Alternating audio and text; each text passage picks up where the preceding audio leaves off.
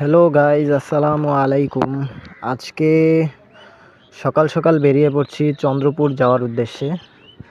অনেকেই জানেন চন্দ্রপুর সম্পর্কে, আবার অনেকেই জানেন না। আমি এর আগেও চন্দ্রপুর গিয়েছিলাম, গিয়ে একটি শর্ট ভিডিও দিয়েছিলাম। মোটামুটি ভালো রেসপন্স পেয়েছি সেই ভিডিওটায়। তো আজকে আবার সেই চন্দ্রপুরে যাচ্ছি পুরো একটা ফুল ভিডিও দেওয়ার জন্য। এবং চন্দ্রপুর যাচ্ছি আমরা এমন একটি রাস্তা দিয়ে, সেটা হচ্ছে এই গ্রামের রাস্তা দিয়ে, একদম গ্রামের মাঝে মাটির রাস্তা দিয়ে।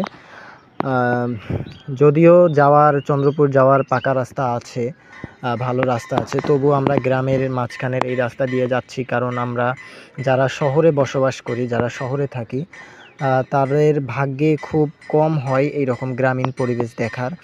আসলে যারা আমরা শহরে থাকি তারা গ্রামীণ পরিবেশ কম বেশি সবাই খুব পছন্দ করি।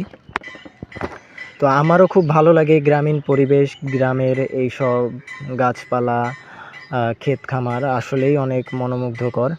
এছাড়াও অনেকেই জানেন আমি গাছপালা খুব পছন্দ করি, তাই আর কি এই গ্রামের রাস্তা দিয়ে আসা।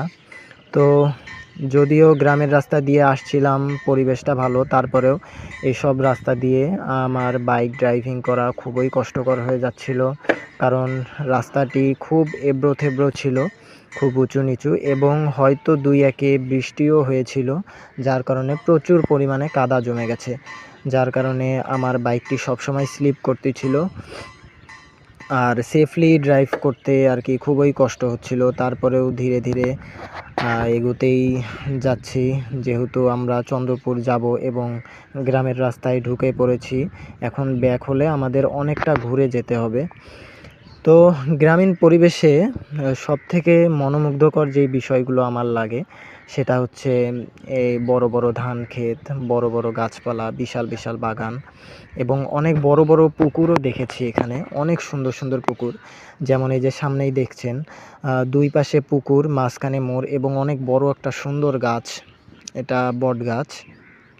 তো অনেক সুন্দর লাগলো এই জায়গাটা। তো আপনারাও আসতে পারেন এইসব রাস্তায়।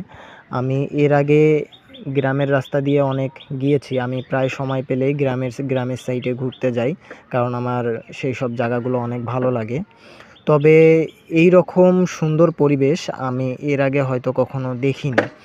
আপনারাও সবাই কমেন্ট করবেন এই রকম পরিবেশ দেখেছেন কি না, বা আপনারাও এখানে আসতে চান কি না, সবাই কমেন্ট করবেন। এবং আজকে এখান থেকে আমরা যাব চন্দ্রপুর বাজার, এবং চন্দ্রপুর বাজারে নাস্তা করব, খাওয়া দাওয়া করব। এরপর